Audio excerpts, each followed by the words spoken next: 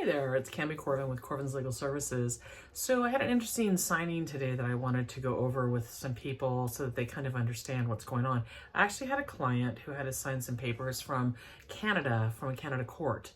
And so interestingly enough, Canada doesn't have the same requirements or restrictions as we do in notarizations, and they actually wanted the notary to just stamp the page and write their name in and things like that.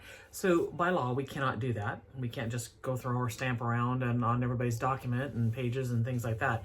We actually have to do it with an acknowledgement or a jurat or other types of certificates that would be applicable. And if we don't do it correctly, by law, then we as notaries and being public officials for the state of California can be fined and imprisoned if we do not do these things correctly. So it was then discussed with the attorney in Canada as to the correct proceedings for the California notaries, which I kind of funny feeling, I think they already knew that.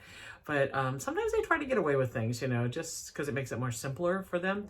But so always know that there are certain restrictions on notarizing documents and using certain types of forms. So always make sure that you have a notary that's well known, that knows what she's doing, he knows what he's doing, and that they're certified and all that kind of good stuff that we talked about before, you know, insurance, bonds, blah, blah, blah.